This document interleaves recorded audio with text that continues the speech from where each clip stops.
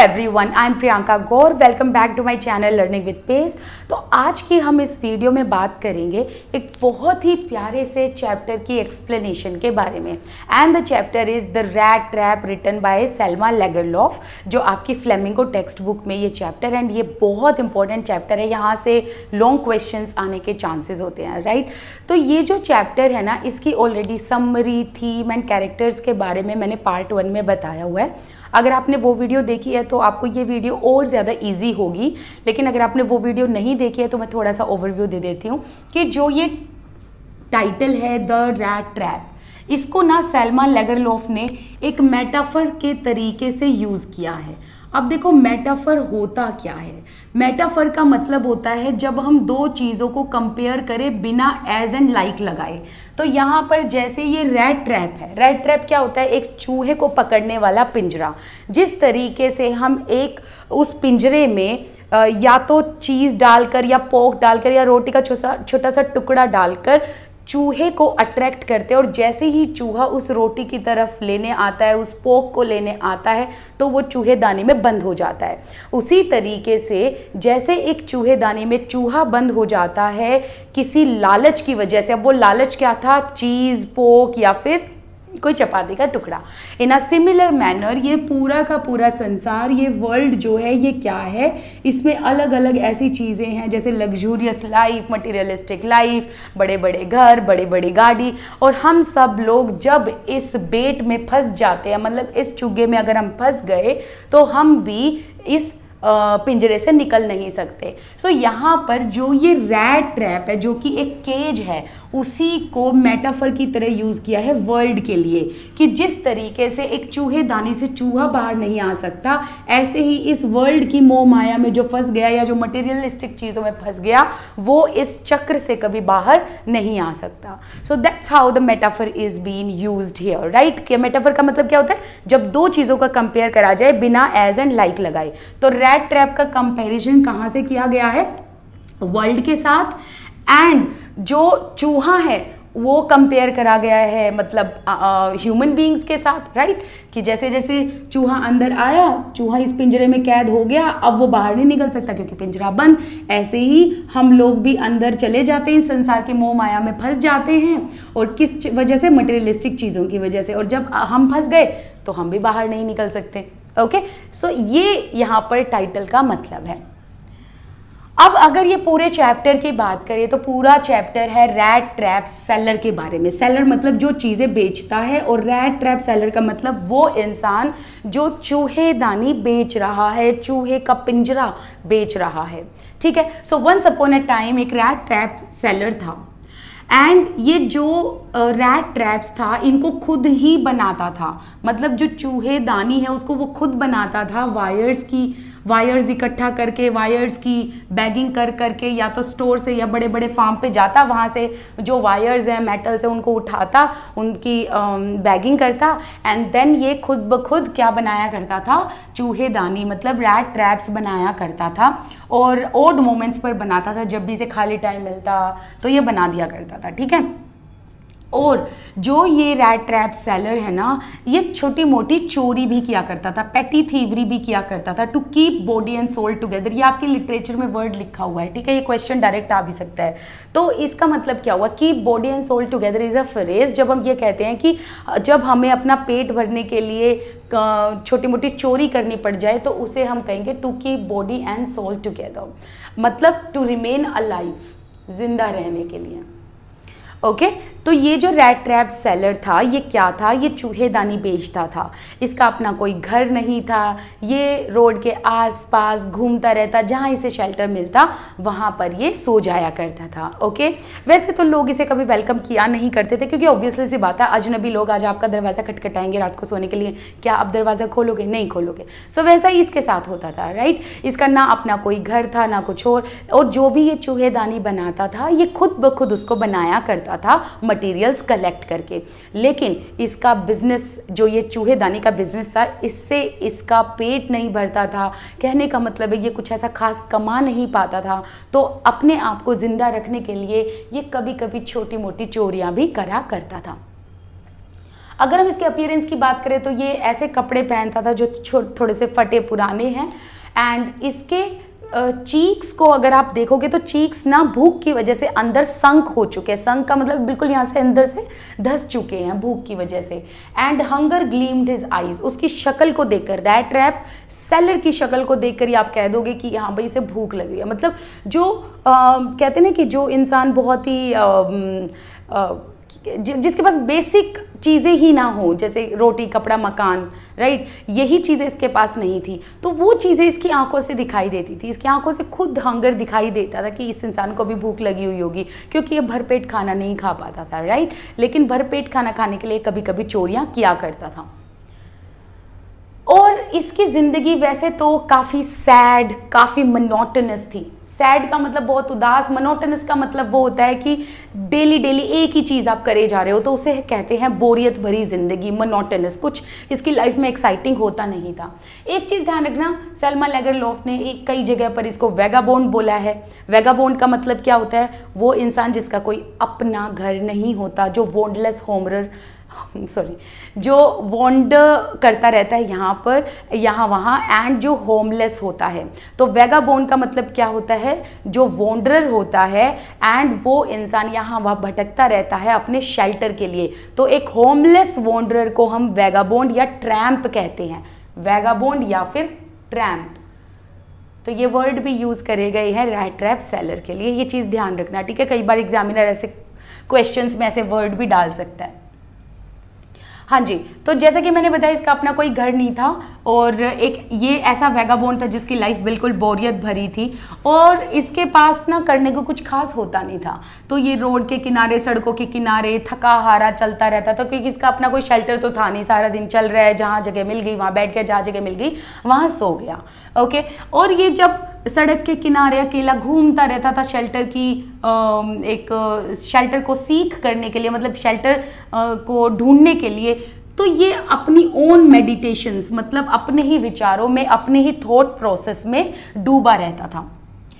अब देखो, अब एक दिन क्या हुआ, ये ना सड़क के किनारे घूमता घूमता जा रहा था और अपने ही थॉट प्रोसेस में, मेडिटेशन का मतलब यहाँ पर ये नहीं है कि अपना मेडिटेट करें, नहीं, बिल्कुल यहाँ पर इसका मतलब ये है कि ये अपने आप से बातें करता रहता था, अपने मन में इसके थॉट प्रोसेस चलते रहते थे, ठीक है। कोई इसके पास बात करने के लिए भी नहीं था। तो एक दिन क्या हुआ कि ये ना घूमता घूमता रोड पर कुछ ना कुछ सोचे जा रहा था, और इसको ये चीज़ याद आई, यार मैं क्या काम करता हूँ इस दुनिया में, मैं क्या करता हूँ, मैं तो एक रैट ट्रैप को बेचता हूँ, मतलब चूहेदानी को बेचता हूँ। अब इसके दिमाग में एकदम से ये आइडिया आता है कि इस पूरे संसार में जितनी भी चीज़ें हैं वो सारी एक रैट ट्रैप हैं। तो जैसा कि मैंने यहाँ आपको बताया ना कंपैरिजन, वही चीज़ यहाँ ये सोच रहा है। तो ये कहता है कि इस दुनिया में जितनी भी चीज़ें हैं ना वो एक रैट ट्रैप ही हैं, चाहे वो सी हो, सिटीज़ हो, विलेजेस हो, ये सब चीज़ें एक बिग रैट ट्रैप हैं। क्योंकि इस दुनिया में जितनी भी चीज़ें एग्जिस्टेड हैं, चाहे वो बड़े बड़े घर, बड़ी गाड़ी, हैप्पीनेस, जॉय, मोमेंट्स, या आपके रिश्तेदार, या प्यार, या लगाव, या शहर, या सिटी, ये जो भी चीज़ें हैं ये इसीलिए एग्जिस्ट करती हैं क्योंकि अगर एक बार इनके बेट में कोई फंस गया, मतलब इनके चुग्गे में, इनके दाने में कोई फंस गया, तो ये उससे बाहर नहीं निकल सकते। सो कहने का मतलब है, ये कहते हैं कि संसार में जितनी भी चीज़ें हैं, चाहे वो सी, सिटीज़, विलेजेस, ये सब की सब चीज़ें, ये कुछ नहीं, सिर्फ एक रैट ट्रैप है। एंड इसका कोई और पर्पज़ नहीं है, ये एग्जिस्ट इसलिए करते हैं कि अगर इनके बेट में कोई फंस गया तो वो उस केज से बाहर नहीं आ सकता। जैसे एक चूहा चूहेदानी के केज से बाहर नहीं आ सकता। अब चूहा पकड़ा क्यों गया था? लालच में पकड़ा गया था ना, क्योंकि वो अंदर घुसा पिंजरे में, क्या खाने के लिए? पोक खाने के लिए, या चीज़ खाने के लिए, या रोटी का टुकड़ा खाने के लिए। ऐसे ही हम लोग इस संसार की मोह माया में अंदर घुसते रहते हैं और फिर हमारे लिए निकलने का रास्ता नहीं होता। फिर ये कहते हैं कि ये जो संसार है ना, ये हमें रिचेस प्रोवाइड करता है, मतलब अमीरियत, पैसा प्रोवाइड करता है, हमें जॉय, मतलब ऐसे मोमेंट्स दिखाता है जिसमें हम अंदर ही अंदर फंसते रहते हैं। शेल्टर, मतलब बड़े बड़े घर, फूड टू टेम्प्ट, कहने का मतलब है हम फूड टू टेम्प्ट, मतलब कहने का मतलब है कि यहाँ पर हमें ये जो पूरी दुनिया है ना, ये हमें टेम्प्ट करती है, और अगर कोई इसके टेम्प्ट में, इसके लालच में फंस गया, वो इस लालच से कभी बाहर नहीं आ सकता। अब आगे देखो वो क्या कहते हैं, rat trap set bait by offering cheese and pork. जिस तरीके से एक रैट ट्रैप एक बेट सेट करता है by offering cheese and pork to the rat in a similar manner this world provides us riches, joys and everything। और जो भी इसको टच कर लेता है, मतलब जो भी इस मोह माया को थोड़ा सा भी टच कर लिया, मोह माया मैं बार बार क्यों को बोल रही हूँ, इसका मतलब ये है कि मटीरियलिस्टिक लाइफ, जो भी इस मटीरियलिस्टिक चीज़ों को, इस लग्जूरियस लाइफ को टच कर लेता है ना, वो फिर बाहर नहीं आ सकता। It closed on him and everything come to an end. मतलब एक बार जो फंस गया, इसका मतलब वो खत्म ही होगा, अब वो उससे बाहर नहीं निकल सकता। फिर वो ये भी कहना चाह रहे हैं कि ऐसा भी होता है कि जो इस बेट के आसपास भी घूमते हैं, एक दिन वो भी फंस जाएंगे इस चक्रव्यूह में और वो बाहर नहीं निकल पाएंगे। कौन सा bet? Simple, riches, joy, shelter, food and luxurious life, materialistic life. अब यहाँ आप एक चीज़ ध्यान देना, जब भी वो ऐसी चीज़ें लोगों के बारे में सोचता है ना, रैट ट्रैप, अब एक दिन वो ये सब बातें सोच रहा था, इसको बड़ी खुशी मिल रही थी। क्यों इसको खुशी मिल रही थी? क्योंकि ये यूँ सोचता है कि जो ये दुनिया में लोग हैं ना, इन्होंने कभी भी रैट ट्रैप सेलर को, मतलब इस वैगाबोंड को, या हमारा जो प्रोटेगनिस्ट है, इसको कभी इज्जत नहीं दी, इसको कभी रिस्पेक्ट नहीं दिया, इसको कभी वेलकम नहीं किया। तो ऐसे लोगों के बारे में इसको सोचकर खुशी होती है कि ये लोग जो मुझे कभी इज्जत, सम्मान, प्यार नहीं देते, जो मुझे शेल्टर नहीं देते, ये लोग एक दिन इस बेट में फंस जाएंगे और फिर इनका एंड जो है वो नियर होगा और एक दिन ये खत्म हो जाएंगे। ये सब चीज़ें ये सोच सोच के खुश होता है। स्नियर का मतलब होता है एक ट्रैप। कहने का मतलब है जो इस बेट में फंस गया, बेट अगेन एंड अगेन, बेट का मतलब क्या हुआ? रिचेस, जॉय, शेल्टर, फूड, कि जो इस बेट के, इस चीज के आस पास घूम रहा है, वो धीरे धीरे इस स्नेयर में फंसता जा रहा है। स्नेयर का मतलब ट्रैप में फंसता जा रहा है, ठीक है। तो वो ये सब चीज़ें सोचता रहता, तो लोगों के बारे में ये सब चीज़ें सोच के उसे खुशी मिलती थी कि ठीक है, एक दिन देखना ये लोग भी इस ट्रैप में फंस जाएंगे और जिस दिन ये ट्रैप में फंसे ये कभी बाहर नहीं निकल पाएंगे। इनको तो पता ही नहीं है कि ये लोग तो ट्रैप में फंसे हुए हैं और मुझे देखो, मैं इससे बाहर हूँ, मेरे पास ना शेल्टर है, ना पैसा है, ना कुछ और है। सो ऑल एंड ऑल ये कहना चाह रहा है यहाँ, ये बताना चाह रहा है कि मैं इस ट्रैप से बाहर हूँ, दुनिया इस ट्रैप के अंदर फंसी हुई है, ठीक है। अब आपको धीरे धीरे पता चलेगा कि रैट ट्रैप सेलर भी कैसे ट्रैप में फंस जाता है, ओके। अब देखो क्या होता है। अब ये यहाँ पर जब घूमता घूमता ये सारी बातें सोच रहा था, ये इसे अब शेल्टर चाहिए था, सोने के लिए एक जगह चाहिए थी। तो इसने देखा कि रोड की साइड में एक कॉटेज है, इसने वहां पर दरवाजा खटखटाया। To his surprise an old man opened up the door and not only this he welcomed rat trap seller। मतलब कि जब रैट ट्रैप सेलर ने क्या करा, दरवाज़ा खटखटाया क्योंकि उसको रात को सोना था। तो यहाँ ये जो घर था ना, ये किसका था? ये एक ओल्ड मैन का था जो कभी क्रॉफ्टर हुआ करता था। अब ये ओल्ड मैन, इसकी शादी नहीं हो रही थी, इसके बच्चे नहीं थे और ये बहुत लोनली रहता था, तो इसे कोई ना कोई चाहिए था अपने साथ बात करने के लिए। और ये बड़ा खुश हुआ कि इसके दरवाजे पर कोई स्ट्रेंजर है रात के टाइम पे, चलो भाई अब ठीक है, अब हम रात भर बातें करेंगे। तो ओल्ड मैन बड़ा खुश हो गया। अब ये जो ओल्ड मैन था, इसने रैट ट्रैप सेलर को रात का खाना भी दिया, इसको टोबैको रोल भी दिया एंड नॉट ओनली दिस, इसके साथ एक गेम भी खेला। गेम का नाम क्या है? म्योलिस। म्योलिस क्या होता है? एक ताश, जैसे अपने यहाँ इंडियन पीपल ताश खेलते हैं, रम्मी खेल हो गया, ये हो गया, ऐसे ही म्योलिस भी एक तरीके का गेम होता है, ओके, जो स्वीडन में खेला जाता है। फिर पूरी रात दोनों बैठे हुए हैं, कौन कौन? Old crofter and rat trap seller. अब ओल्ड क्रॉफ्टर बहुत ही जेनरस, उदार किस्म का आदमी था। अब वो अपनी सारी बातें बताने लगा, किसको? रैट ट्रैप सेलर को। कहता है कि यार तुमको पता है, जब मैं यंग हुआ करता था ना, मैं यहाँ एक मिल में जाकर काम करता था जिसका नाम था रैमसो आयरन वर्क्स मिल, राइट। लेकिन अब मैं बूढ़ा हो चुका हूँ, अब मेरे बस की तो है नहीं इतना लेबर वाला काम करना। तो अब मैंने एक गाय पाल रखी है, उस गाय के दूध को मैं क्रीमरी में बेचता हूँ, उससे मुझे थोड़ा बहुत पैसा आ जाता है और जिसकी वजह से मैंने अभी के टाइम पर 30 करोड़ रुपीज़ जमा कर लिए। मतलब मेरे पास 30 करोड़ रुपीज़ जो है मिल्क बेच कर ही जमा हुए हैं, ओके। तो अब क्या होता है ना कि वो जो ओल्ड क्रॉफ्टर है, जब भी अपना सीक्रेट बताते कि मैंने 30 करोड़ जो है, crore is a currency of Sweden, right, कि 30 करोड़ मैंने रुपीज़ जो हैं वो कमाए हैं इस गाय का मिल्क बेच के। तो यहाँ पर ओल्ड मैन देखता है कि यार इसको विश्वास नहीं हो रहा मेरी बात पे रैट ट्रैप सेलर को। अब क्या होता है, यहीं से पूरा खेल शुरू होता है। ये जो ओल्ड मैन है, इसने ये 30 क्रोनोर अपनी ऐसे विंडो के कोने में एक पाउच के अंदर लटका रखे थे। तो उस पाउच से वो पैसे निकालता है और रैट ट्रैप सेलर को जाके कहता है ये देखो मेरे पास 30 क्रोनोर के 3 नोट है, 10 10 10 10 10 10 के 3 नोट्स थे, 10 क्रोनोर 10 10 क्रोनोर, तो हुआ कितना 30 क्रोनोर हो गया, राइट। तो वो अब ओल्ड क्रॉफ्टर ये 30 क्रोनोर ऐसे करके दिखाता है और वापस वहीं पर जाकर पाउच में रख देता है। ओके, तो ये पाउच कहाँ पर है, विंडो के पास में, मतलब कोई भी अब उसकी चोरी कर सकता है, ये ध्यान रखना। अब अगले दिन क्या होता है, दोनों ही अपने अपने बेड से उठते हैं, ठीक है, और गुड सीजन में उठते हैं। गुड सीजन का मतलब है जल्दी उठ जाते हैं। सबसे पहले तो ओल्ड क्रॉफ्टर उठता है, फिर रैट ट्रैप सेलर को लगता है यार मालिक ही उठ गया तो मैं क्या करूं, मुझे तो उठना ही पड़ेगा। अब दोनों उठे, अपने अपने रास्ते जाने लगे। अब ओल्ड क्रॉफ्टर कहाँ गया है, क्योंकि वो गाय का मिल्क बेचता है तो वहाँ अपने काम पे जाता है, और रैट ट्रैप सेलर का तो अपना कोई रास्ता नहीं, वो तो घूमता रहता है, तो वो भी निकल पड़ता है। लेकिन जैसे ही वो अपने अपने रास्ते जाते हैं, अब आधा घंटा भी नहीं हुआ कि जो ये रैट ट्रैप सेलर है ना, ये क्या करता है, इस विंडो के बाहर आकर खड़ा हो जाता है। ये दरवाज़ा नहीं तोड़ता, ये क्या करता है, इस विंडो पेन को ऐसे स्मैश कर देता है और इस पाउच से 30 क्रोनोर निकालकर फटाफट से अपनी पॉकेट में डाल लेता है।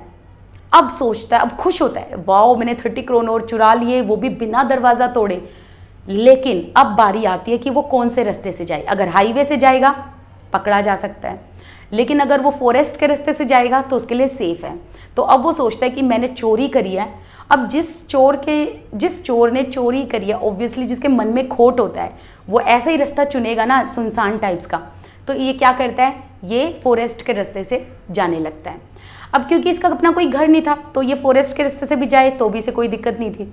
तो अब ये क्या करता है, ये एक बहुत घने जंगल में चला जाता है। जब ये एक बहुत घने जंगल में जाता है तो होता ये है कि जहाँ से भी ये शुरू करता है वहीं आकर ख़त्म हो जाता है, क्योंकि वो जंगल, वो फॉरेस्ट एरिया इतना घना था, थिकेट्स, बुशेस, बहुत बड़े बड़े पेड़ और बहुत सारी लॉग्स, ब्रांचेस थी वहाँ पर।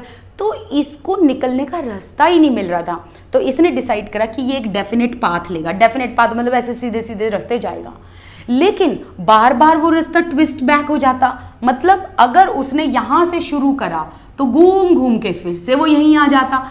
अब वो परेशान हो गया, अब उसको टेंशन होने लगी। और ये टाइम था दिसंबर का, मतलब अगर दिसंबर का टाइम है, ठंड का टाइम था, जल्दी डार्कनेस होने लगती है, अंधेरा जल्दी होने लगता है। अब ये डर जाता है, जैसे जैसे अंधेरा बढ़ा वैसे वैसे ये डरने लग गया, वैसे वैसे इसकी डेस्पेयर, मतलब ये होपलेस हो गया, ये ग्लूमी हो गया और अब इसे कोई रास्ता नहीं नज़र आया और इसे लगा कि इसकी अब डेथ नियर है। और अब ये इतना ज़्यादा होपलेस हो गया कि ये ग्राउंड पर लेट जाता है इस होप में कि अब मेरी डेथ नियर है, मैं एक ट्रैप में फंस गया हूँ।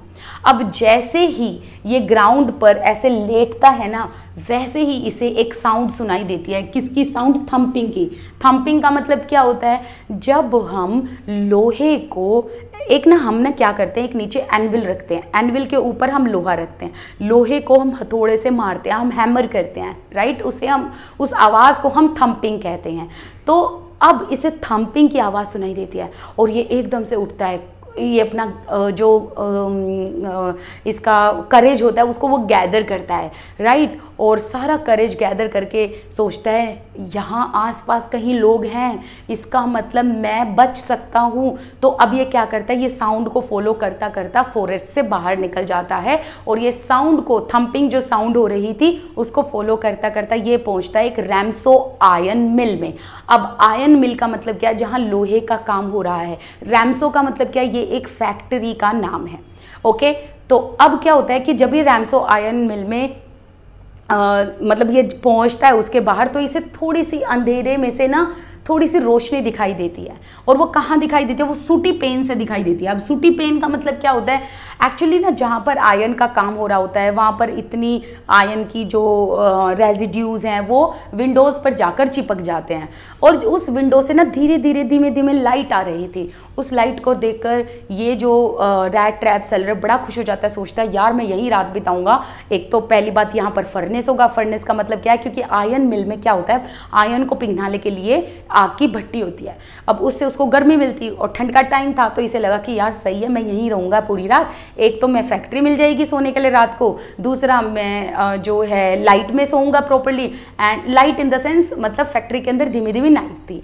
एंड थर्ड ये खुश हो जाता है ये सोचकर कि वहाँ पर फर्नेस भी है। Okay, got the point. अब क्या होता है, ये अंदर घुसता है। अब आयरन मिल में काम करने वाले जो लोग थे उनको पता ही नहीं चलता कि कोई उनकी फोर्ज में मतलब कोई उनकी फैक्ट्री में घुस चुका है। उनको क्यों नहीं पता चलता, क्योंकि वहाँ पर इतनी ज़्यादा नॉइस हो रही थी, इतना ज़्यादा शोर शराबा हो रहा था, बाहर रेनफॉल की आवाज़ थी, अंदर किस चीज़ की आवाज़ थी, वो बार बार जो आयरन मिल में काम करने वाले लोग हैं ना वो चारकोल उठाकर फर्नेस के मुँह में डालते। मुँह का मतलब होता है माउथ।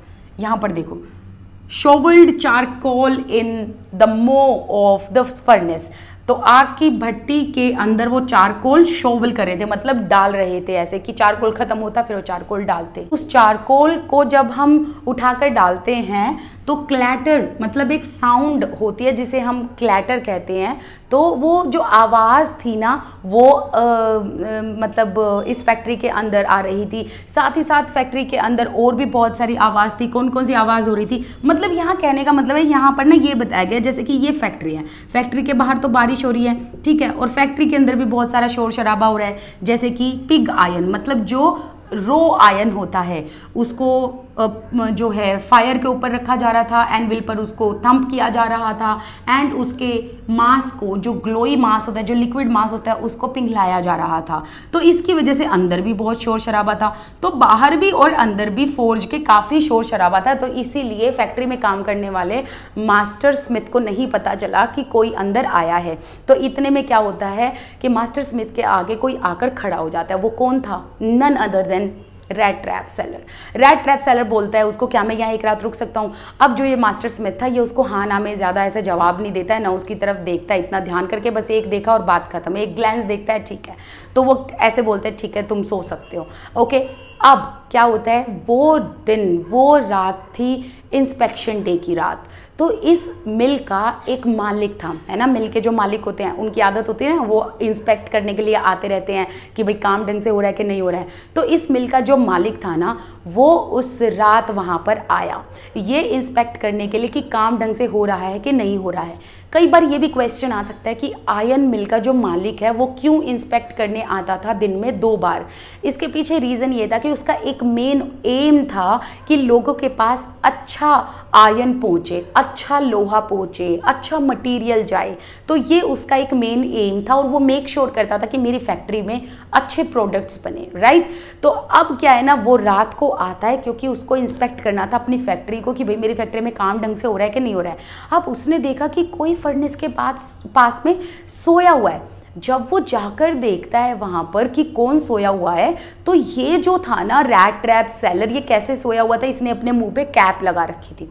तो इस सोते वक्त कैप लगा रखी थी, कैप ढक रखी थी क्योंकि बहुत ज़्यादा उजाला हो रखा था। मतलब उजाला इन द सेंस कैसा उजाला था, वो बेसिकली वो उजाला था सिर्फ आग वाला उजाला, मतलब जो फर्नेस के आगे वो सोया हुआ था ना, तो थोड़ा अंधेरे के अंदर वो आग वाला उजाला समझते हो तुम कि भाई फर्नेस जल रही है, तो वो वाला उजाला था। तो वो उसके मुंह पे ना गर्मी लग रही थी, इसलिए उसने कैप ऐसे पहनी हुई थी।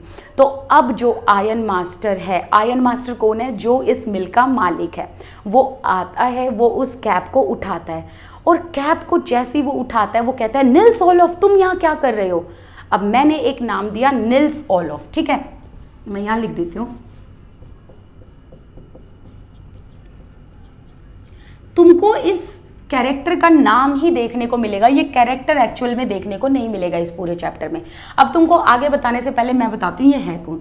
एक्चुअली ये जो निल्स ओलोफ है ना, ये आयन मास्टर का फ्रेंड हुआ करता था। आयन मास्टर कभी आर्मी में हुआ करते थे और आयन मास्टर के साथ निल्स ओलोफ भी आर्मी में थे, ठीक है, आई बात समझ में।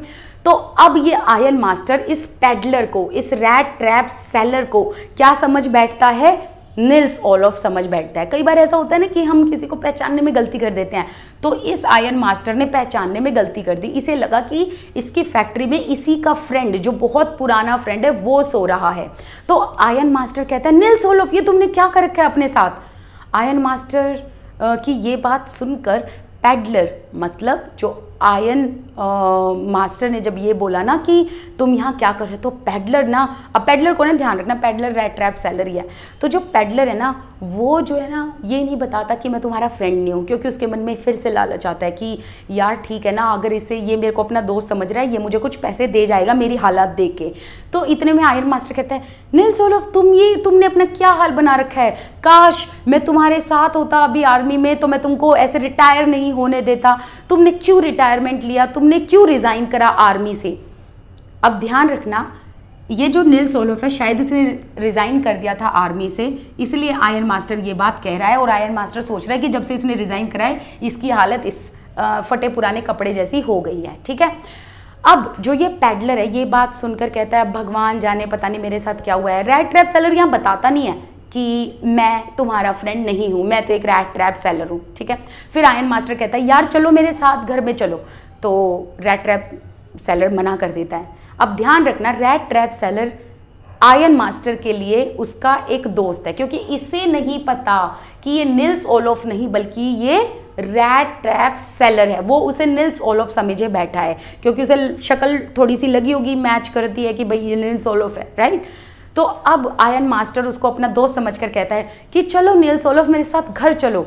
आयरन मास्टर की ये बात सुनकर पैडलर मना कर देता है। फिर आयरन मास्टर अपने घर जाता है और अपनी बेटी एडला विलमेंसन को भेजता है। अब मैंने क्या नाम बताया, एडला। एडला कौन है? एडला जो है वो आयरन मास्टर की डॉटर है। ठीक है, तो जो एडला है ना उसको वो भेजता है और कहता है कि my daughter bring my best friend at home. अब एडला जो है वो अपने वैले के साथ आती है। वैले मतलब पर्सनल असिस्टेंट, और वो जो पर्सनल असिस्टेंट है ना उसने अपने हाथ में ऐसे कोट लिया हुआ होता है। किसके लिए? पैडलर के लिए, जिनको वो निल्स ओलोफ समझ के बैठे हैं। क्योंकि आयरन मास्टर सोचता है कि शायद ये मेरे घर इसलिए नहीं आना चाहता क्योंकि ना इसने फटे पुराने कपड़े पहने हुए, इसे शर्म आ रही है मेरे घर आने में। तो इसलिए आयरन मास्टर क्या करता है, घर जाकर एडला को बोलता है, बेटा अपने साथ वैले को लेकर जाओ, वैले जो है कोट लेकर जाएगा, ये कोट मेरे दोस्त को पहना देना, क्योंकि उसने थोड़े से कपड़े वैसे पहने हुए हैं और उसे शायद शर्म आ रही है उन कपड़ों से मेरे घर में आने में। ठीक है, अब जो एडला विलमेंसन है वो क्या करती है, अपने वैले के साथ कहाँ चली जाती है? फर्नेस में चली जाती है, इसी मिल में चली जाती है जिसकी वो भी एक मालकिन है। ओके, अब वो वहाँ जाती है और जैसे ही वो वहाँ जाती है और कैप उठाती है, क्योंकि फिर से वो सोया हुआ था, कौन? Rat trap seller. अब वो कैप उठाती है तो एकदम से जो ये रैट ट्रैप सेलर ये डर जाता है। ये ऐसे डरता है जैसे कि कोई चोर हो ना, उसे ये लग जाए कि यार मैं पकड़ा गया, वो कैसे चिल्लाएगा, वो ऐसे डर जाता है। तो एडला विलमेंसन अजीब सा सोचती है कि यार ये ऐसे डरा क्यों है, ये इंसान ऐसे तो तभी डरता है कोई या तो कोई चोरी करके आया हो या उसके मन में खोट हो, राइट। लेकिन फिर भी एडला विलमेंसन सोचते हैं कोई नहीं, शायद ना अभी निल्स अंकल जो है ना, निल्स ओलोफ अंकल, शायद इनकी हालत अभी थोड़ी सी ख़राब है, इसलिए वो उसे बेनिफिट ऑफ डाउट दे देती है। फिर वो कहती है कि तुम्हें हमारे साथ चलना होगा। अब पैडलर मना कर देता है, फिर वो दोबारा मनाती है। अब जो एडला विलमेंसन है ना, इसके अंदर किसी को परसुएड करने की, मतलब किसी को मनाने की पावर अच्छी खासी थी। अब जैसा कि मैंने बताया कि जो एडला है ना उसके अंदर कन्विंसिंग पावर बहुत अच्छी है, वो किसी को भी किसी काम के लिए परसुएड कर सकती है, कन्विंस कर सकती है। Adela is not beautiful but very modest and shy and sophisticated lady. अब जो एडला है वो पैडलर को अपने घर ले आती है और अगला दिन होता है क्रिसमस ईव का। तो ये चीज़ ध्यान रखना कि वो रैट ट्रैप सेलर से, जिसको वो निल्स ओलोफ मानकर बैठे हैं, उससे वो रात को मिले। अब उस रात वो अपने घर पे ले आए पैडलर को, एंड इस टाइम पर रात में घर पर कौन है? आयरन मास्टर, उसकी daughter एडला and rat trap seller जिसे वो निल्स ओलोफ मानकर बैठे हैं। ठीक है, अब अगली सुबह का टाइम होता है क्रिसमस ईव का। आयरन मास्टर ब्रेकफास्ट करने आता है और वो ब्रेकफास्ट करने जब आता है ना तो वो अपने दोस्त के बारे में, निल्स ओलोफ के बारे में सोचता है और सोच कर बड़ा खुश होता है कि किस तरीके से अनएक्सपेक्टेडली वो अपने एक रेजिमेंटल कॉमरेड फ्रेंड से मिला। मतलब दोनों ही कभी आर्मी में सर्विस किया करते थे, वहीं से दोनों की जान पहचान थी। तो यही सब सोचकर बड़ा खुश होता है कि उसने सोचा नहीं था वो अपने पुराने फ्रेंड से मिल पाएगा, एंड दैट टू अपनी खुद की फोर्ज में, अपनी खुद की फैक्ट्री में मिलेगा अनएक्सपेक्टेडली अपने फ्रेंड से। तो ये सब सोचकर आयरन मास्टर बहुत खुश हो जाता है। फिर आयरन मास्टर नाश्ता करता करता अपनी डॉटर को कहता है कि हम ना निल्स ओलोफ के लिए कुछ और काम देखेंगे कि इसको रैट ट्रैप्स बेचने की ज़रूरत ना पड़े, बट उससे पहले इसको हम थोड़ा भरपेट खाना खिलाएंगे ताकि he can put on little flash on his bones, मतलब इसकी हड्डियों पर थोड़ी सी चर्बी जम जाए, क्योंकि ये बहुत ही ज़्यादा पतला था। रैट ट्रैप सेलर मतलब पेडलर, तो इतना ज़्यादा पतला था, दुबला पतला था, तो इसीलिए वो कहता है कि मैं चाहता हूँ कि अभी कुछ खा पी कर थोड़ा सा हेल्दी हो जाए। फिर आगे एडला कहती है कि मतलब यहाँ पर ना एडला अपना एक थोड़ा सा शक जाहिर करती है, अपने फादर को कहती है कि फादर, जो ये निल्स ओलोफ है ना, इसके हाव भाव और इसके कपड़े देखकर लगता नहीं है कि ये एजुकेटेड होगा। तो इतने में इसके फादर कहते हैं कि बेटा तुमको पेशेंस की ज़रूरत है, अभी तो ना क्या है, इसने फटे पुराने कपड़े पहने हुए हैं और कल की रात ये बहुत ही ज़्यादा एम्बेरेस्ड लग रहा था और इसे शर्म आ रही थी हमारे घर में आने में, क्योंकि इसने फटे पुराने कपड़े पहने हुए थे, ऊपर से इसने रिज़ाइन दे दिया है निल्स ओलोफ ने, तो इसलिए इसकी ये हालत हो चुकी है। फिर वो कहता है अपनी डॉटर को इसको एक बार साफ सुथरा होने दो और इसको शेव करने दो, अच्छे कपड़े पहनने दो, तो जैसे ये ड्रेसअप हो जाएगा इसके ट्रैम्प मैनर्स भी फॉल अवे हो जाएंगे। मतलब जैसे ये साफ सुथरा क्लीन अप हो जाएगा, अच्छे कपड़े पहनेगा, तो ये अपने आप तुमको निल्स ओलोफ जैसा लगेगा, ये एजुकेटेड लगेगा। अब क्या होता है, अब होता ये है कि जो निल्स ओलोफ जिसको ये समझकर बैठे हैं, मतलब पेडलर, अब वो वाकई में नहा धोकर अपना वेल ड्रेस होकर आता है, और वेले जो है ना, वेले मतलब पर्सनल असिस्टेंट, आयरन मास्टर बड़ा अमीर था, इसके पास वेलेज थे, मतलब बहुत सारे पर्सनल असिस्टेंट थे इनके।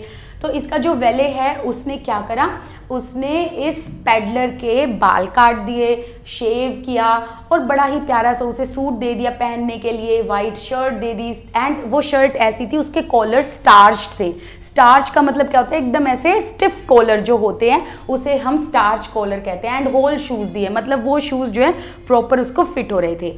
तो वेले ने जब उसको नहला धुलाकर पेडलर को साफ सुथरा कर दिया और उसे एक कोट दिया पहनने को जो आयरन मास्टर का कोट था, ठीक है। अब पेडलर जो है वो साफ सुथरा होकर कपड़े पहनकर आता है आयरन मास्टर के आगे। तो अब आप इस ड्राइंग से समझ जाओ ये आयरन मास्टर की मैंने शक्ल बना रखी है, क्योंकि आयरन मास्टर को अब आता है गुस्सा। आयरन मास्टर को गुस्सा क्यों आता है, देखो जी, होता ये है कि जैसे ही पेडलर अब ब्रॉड डे लाइट में खड़ा होता है, अब ब्रॉड डे लाइट का मतलब क्या है, दिन की एकदम बढ़िया सी रोशनी आ रखी है और उस रोशनी में वो खड़ा हो जाता है, एंड आयरन मास्टर एकदम से देखता है पेडलर को और देखता है अरे ये तो निल्स ओलोफ लग ही नहीं रहा है। अब आयरन मास्टर को बड़ा गुस्सा आता है, वो उसको साफ सुथरा देखकर बिल्कुल भी खुश नहीं होता, क्योंकि यहाँ वो समझ जाता है कि उसने किसी और को निल्स ओलोफ समझ लिया। तो आयरन मास्टर यहाँ बहुत ही ज़्यादा गुस्सा हो जाता है। एंड ऑब्वियसली सी बात है, यहाँ पर आपको ये समझना है कि जब ये इसे फैक्ट्री में मिला था, आयरन मास्टर जब पेडलर को फैक्ट्री में मिला था, तो वहाँ इतनी रोशनी नहीं थी कि वो समझ पाए कि ये निल्स ओलोफ है या नहीं है। लेकिन अब अगले दिन, अगली सुबह जब वो उसे प्रॉपर दिन की रोशनी में देखता है आयरन मास्टर, तो उसे समझ आ जाता है कि ये तो कोई और है, ये निल्स ओलोफ नहीं है। अब आयरन मास्टर को गुस्सा आता है। आयरन मास्टर उससे पूछता है व्हाट डज दिस मीन, कि ये क्या है, तुमने मुझे बताया क्यों नहीं कि तुम निल्स ओलोफ नहीं हो। अब जो स्ट्रेंजर है, स्ट्रेंजर वर्ड भी पेडलर के लिए ही यूज किया है। तो ये स्ट्रेंजर क्या कहता है, ये कहता है कि भाई मैंने तो ऐसा कुछ तुम्हारे सामने छुपाया नहीं है, मेरा कोई फॉल्ट नहीं है। और जो ये पेडलर है ना, ये छुपाने की, डिसिमुलेट करने की कोशिश भी नहीं करता, मतलब ये बहाना नहीं बनाता, ये इसे बता देता है, कहता है इसमें मेरा कोई फॉल्ट नहीं है, मैं तो तुम्हारे फोर्ज में आया था रात बिताने के लिए, तुम ही ने मुझे निल्स ओलोफ समझा, और जब तुम मुझे अपने घर लेकर जाने वाले थे मैंने तो मना कर दिया, फिर तुमने अपनी डॉटर को भेजा मुझे लाने के लिए, तो इसमें मेरा कोई फॉल्ट नहीं है, ठीक है। फिर उसके बाद क्या होता है, वो कहता है कि ज़्यादा से ज़्यादा, मतलब जो ये पेडलर है ये कहता है ज़्यादा से ज़्यादा अभी मैं क्या कर सकता हूँ, मैंने आपका ये कोट पहना है, मैं आपको आपका कोट दे दूंगा, मैं मेरे फटे पुराने कपड़े पहन लूँगा और मैं यहाँ से चला जाऊँगा, मैंने तुम्हारा कोई नुकसान नहीं किया। फिर इसके बाद आयरन मास्टर को गुस्सा आता है और वो कहता है तुम कोई ईमानदारी का काम नहीं कर रहे हो, ना ही तुमने कोई ईमानदारी का काम किया, you are not honest person. और साथ ही साथ वो कहते हैं आयरन मास्टर कि मैं शेरिफ को बुलाऊंगा, शेरिफ मतलब पुलिस। तो यहाँ पर आयरन मास्टर पुलिस की धमकी देते हैं। अब पुलिस की धमकी सुनने के बाद पैडलर को आ जाता है गुस्सा, और वो आगे आता है और एकदम से टेबल पर अपना हाथ मारकर कहता है ऐसे एकदम से गुस्से से, और कहता है कि सुनिए मिस्टर आयरन मास्टर, ये जो पूरी दुनिया है ना, ये एक रैट ट्रैप है। एक दिन ऐसा आएगा जिस दिन तुम भी इस रैट ट्रैप में फंस जाओगे। आज मुझे अगर पुलिस लेकर चलेगी, मुझे लॉकअप में डाल दिया तो क्या हुआ, लेकिन तुम भी देखना, तुम भी किसी दिन एक बहुत बड़े रैट ट्रैप में फंस जाओगे, और तुम्हारे साथ भी वही होगा जो मेरे साथ तुम कर रहे हो, राइट। तो यहाँ पर वो अपनी फिलॉसफी झाड़ने लगता है, क्योंकि यहाँ उसको समझ आ जाता है ना पैडलर को कि मैं वाकई में फंस चुका हूं और अब इससे मैं निकल नहीं पा रहा हूं, ठीक है। अब आयरन मास्टर इतनी फिलॉसफी वाली बातें सुनकर हंसने लगते हैं, और वो कहते हैं एक काम करता हूं कि आज क्रिसमस ईव है और मैं नहीं चाहता कि शेरिफ को मैं क्रिसमस ईव पर परेशान करूं। तो वो कहता है let them alone, let the sheriff alone celebrate their Christmas Eve. अब क्या होता है, अब पैडलर कहता है ठीक है मैं जा रहा हूँ यहाँ से। तो पैडलर दरवाजा जैसे ही खोलता है, इतने में एडला आ जाती है और दरवाज़ा बंद करके कहती है कि अपने फादर को कहती है मैं नहीं चाहती कि पैडलर यहाँ से जाए, मैं चाहती हूँ कि ये क्रिसमस यहाँ पर अच्छे से मना कर जाए। अब इस बात पर आयरन मास्टर को गुस्सा आ जाता है और वो कहते हैं अपनी डॉटर एडला को तुम ऐसा क्यों कर रही हो। तो यहाँ पर जो एडला है वो कहती है, देखो वो क्या कहती है, it was all his mistake, कि फादर मुझे पता है ये उसी की मिस्टेक है, सारी पैडलर की मिस्टेक है। I don't think we ought to chase away a man whom we have asked to come here for Christmas। फिर वो कहती है हमें एक ऐसे आदमी को अपने घर से बाहर ऐसे नहीं भेजना चाहिए बिना उसका क्रिसमस सेलिब्रेट करे हुए, जिसको हम खुद अपनी मर्जी से लेकर आए हैं क्रिसमस ईव पर। फिर आयरन मास्टर कहते हैं देख लेना बेटा, तुम इस डिसीजन पर रिग्रेट करोगी। तो इतने में वो कहती है कि ऐसा कुछ नहीं है, डोंट वरी, मैं बस ये चाहती हूँ कि इसका क्रिसमस अच्छा बीते।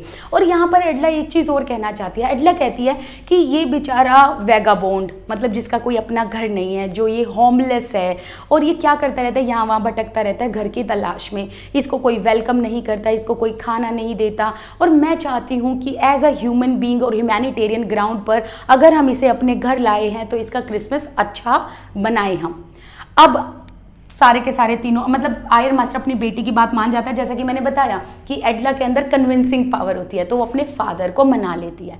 तीनों बैठ जाते हैं, खाना खाते हैं, और उस दिन जो ये पैडलर है ना, ये पूरा दिन सोता है। फिर आता है डिनर का टाइम। डिनर करने के बाद ये पैडलर उठता है और वहाँ पर अलग अलग से आयरन मास्टर को जाकर थैंक यू बोलता है, फिर एडला को जाकर थैंक यू बोलता है। जब ये एडला को थैंक यू बोलने जाता है तो एडला कहती है कि तुमने जो ये कोट पहना हुआ है ना मेरे फादर का, इसको तुम रख सकते हो अपने पास एज अ क्रिसमस प्रेजेंट। और साथ ही साथ वो ये भी कहती है अगर तुम चाहो तुम नेक्स्ट क्रिसमस पे भी हमारे घर आ सकते हो, तुम्हारे साथ कुछ भी बुरा नहीं होगा। वो ये लाइन ऐड करती है, no evil will befall on you, मतलब तुम्हारे साथ कुछ भी बुरा नहीं होगा, तुम यहाँ पर आकर आराम से सो सकते हो एंड अपना क्रिसमस मना सकते हो।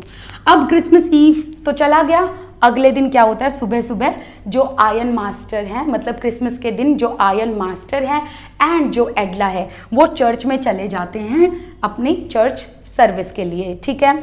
अब उनको वहाँ जाकर पता चलता है कि जो उनके घर में रह रहा है ना, वो एक चोर भी है, उसने एक ओल्ड क्रॉफ्टर के 30 क्रोनोर चुरा लिए हैं।